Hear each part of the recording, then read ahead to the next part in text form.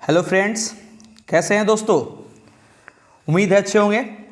तो मैं नवलेश सर आप सभी को स्वागत करता हूं अपने इस यूट्यूब चैनल पे। तो दोस्त, आज का जो ये वीडियो है वह 12th के लिए बहुत ही इम्पॉर्टेंट, इसको बोलते हैं मोस्ट इम्पॉर्टेंट, क्योंकि ये प्रीवियस पेपर में बहुत बार पूछ चुका है समरी, और आज इसका समरी हम लोग क्लियर करेंगे, जो कि 12th क्लास रेनबो पार्ट 2 से लिया गया है, पोएट्री सेक्शन से, जिसका नाम है दोस्त सॉन्ग ऑफ माई सेल्फ।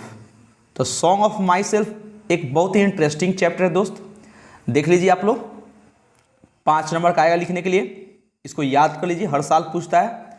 इसके लेखक का नाम है दोस्त वाट व्हिटमैन, और समरी यही है। ओके, तो आप लोग सिर्फ देखना मत, कॉपी में लिख लेना भाई साहब, निश्चित लिखना। अगर आप मेरी बातों को मानते हैं, हमसे सहमत हैं कि मैं आपके 12th क्लास के लिए पूर्ण रूप से तैयारी करा रहा हूं, तो कृपया करके आप सिर्फ मेरी बात न सुनना दोस्त, कॉपी में नोट करना। ओके, तो सबसे पहले याद रखना सॉन्ग ऑफ माई सेल्फ किसने लिखा है, तो वाट व्हिटमैन। ओके, याद रहेगा दोस्त। ओके, और ये भी याद रखना दोस्त कि जो वाट व्हिटमैन है ना, वो चिल्ड्रन पोएट, मतलब बच्चों के लिए बहुत सारे कविताएं लिखे, बहुत सारे। ओके, तो सॉन्ग ऑफ माई सेल्फ यहाँ देखेंगे, शुरू कर रहे हैं। Song of my self is very interesting poem. जो सॉन्ग ऑफ माई सेल्फ है बहुत ही रोचक कविता है, जो कि कंपोज्ड लिखा गया है बाई वाट व्हिटमैन। किसके द्वारा लिखा गया माय डियर, ये लिखा गया हमारा वाट व्हिटमैन के द्वारा। ओके, अब यहाँ पे कह रहा है भाई साहब कि in this poem the poet talks about himself and sings for himself. इस कविता में जो कवि हैं वो बातें कर रहे हैं खुद के बारे में, अपने बारे में बात करते हैं, और अपने लिए गुनगुना रहे हैं, अपने लिए ही गाना गा रहे हैं। अब यहाँ पे जो चैप्टर बोले बाबू, पैराग्राफ छोड़ने के बाद कि अकॉर्डिंग टू द पोएट, यानी कि पोएट के अनुसार, every autumn belongs to him. हर पतझड़, जो भी हमारे मौसम है, पतझड़ है, जो भी हमारे यहाँ के वातावरण है, कह रहे हैं जो कुछ उनसे जुड़ा हुआ है, जो कुछ उनसे जुड़ा हुआ है, बिलोंग्स टू अदर। सेम वही चीज़, यानी वही वातावरण, वही हवा, वही पानी, वही सब कुछ दूसरे के साथ भी जुड़ा हुआ है। ओके, मतलब कहने का उनका मतलब है कि जिस प्रकार से मैं हूँ, जिस चीज़ से मेरा शरीर बना है, जिस हवा से, जिस मिट्टी से, जिस सूरज के प्रकाश से, सेम उसी चीज़ से दूसरे किसी का बॉडी भी बना है। The two human beings are made of the same soil, यानी कि एक यहाँ पे बोला है कि दो व्यक्ति, दो मनुष्य भले ही अलग अलग हो, लेकिन दोनों सेम एक ही मिट्टी से बने हुए। ओके, यानी कि सबका मालिक एक, फिर क्यों बटा हुआ संसार है, सच पूछो तो सारी दुनिया अपना ही परिवार है। तो दोस्त, इनका कहने का मतलब है कि हम सब एक ही मिट्टी के बने हुए हैं। Okay, they are born from different parents. भले ही हम लोग का जन्म अलग अलग माता पिता से हुआ हो दोस्त, बट जो ब्लड है हम लोग का, देयर ब्लड इज सेम। उनका जो रक्त है वो रेड है। देखना यार, लोग बोलते हैं ना कि चाहे आप जिस कास्ट के हों, चाहे आपका कलर जैसा हो, चाहे आप जिस देश के हों, लेकिन रंग लाल है। ओके, फिर कह रहा है they take same breath and same mind. जो हम लोग सांस लेते हैं ना दोस्त, सारे लोग, हर इंसान सांस भी एक जैसे ले रहे हैं, और जो दिमाग है वो भी सेम माइंड है। The poet is 37 years old. कवि जो हैं वह 37 साल के हो चुके हैं, and he is very healthy. ये बार बार पूछता ऑब्जेक्टिव में आएगा कि the poet is dash years old and he enjoys himself, चाहे ही इज़ वेरी हेल्दी, तो आपको भरना है भाई साहब, क्या भरना है, 37 भरना है, ये ऑब्जेक्टिव भी है। फिर कह रहा है कि देखिए 37 साल के हो गए, बहुत इंजॉय करना है। मैं भी 37 साल का हो गया हूँ और बहुत मज़े में रहता हूँ, बहुत इंजॉय करता हूँ अपने आप में दोस्त, पढ़ाता हूँ, पढ़ाने में मग्न रहता हूँ, वर्क करता हूँ, फिट रहता हूँ, खाता हूँ, आप भी मज़े में रहो। Okay, he feels that his good health will be continue till death. उनका मानना है, ऐसा वो सोचते हैं कि मेरा जो ये जो स्वास्थ्य है मेरा, मैं चाहता हूँ कि मरते दम तक मैं अपने स्वास्थ्य को मेंटेन रखूँ, यानी कि मैं ऐसा ही रहूँ, स्वस्थ रहूँ, तो भाई साहब अगर आप स्वस्थ रहना चाहते हैं तो बी फिट, और इसके लिए क्या करना पड़ेगा भाई साहब, वर्क करना पड़ेगा, फिजिकल वर्क करो। मेंटल वर्क तो करते ही, अगर मेंटल को फिट बनाना तो फिजिकल को फिट बनाना पड़ेगा। ओके, बिकॉज हेल्दी बॉडी तो हेल्दी माइंड, अगर बॉडी हेल्दी नहीं हुआ तो माइंड बीमार पड़ जाएगा, जब माइंड बीमार पड़ जाएगा भाई साहब तो आपका पढ़ाई डिस्टर्ब हो जाएगा। ओके, तो फिट रहो।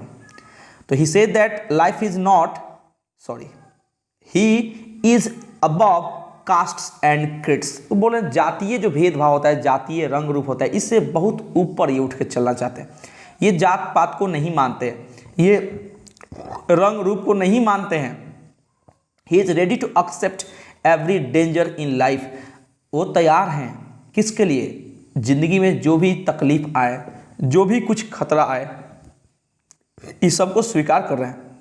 He says that life is not a bed of roses. उनका कहना है कि जीवन फूलों की सेज नहीं है भाई साहब। जिंदगी में आए हो तो कुछ करके जाओ, वरना ये जीवन किस काम के भाई।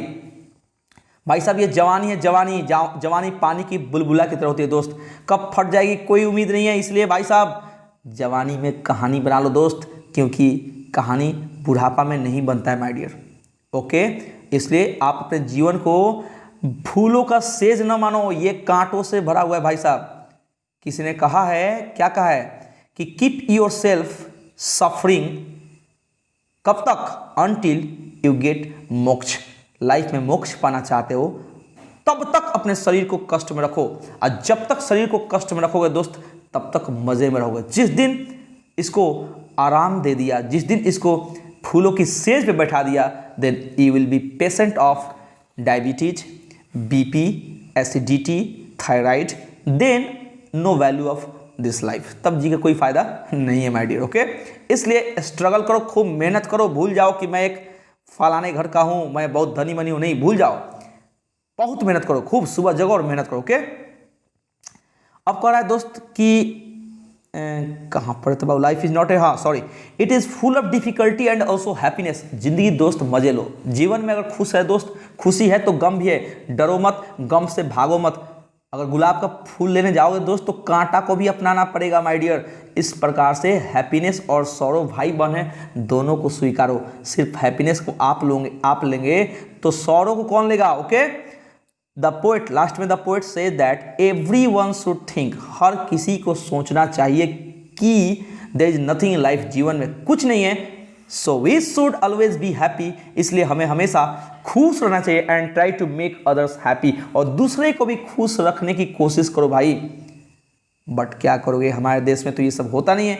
हमारे देश में तो लोग क्या कहता है पता है, हमारे देश में लोग बोलते हैं कि आदमी को आदमी नहीं समझता है। देखो यार सुनो, आदमी को आदमी नहीं समझता है, लेकिन खुद को साला आदमी समझता है। क्या बात है वो।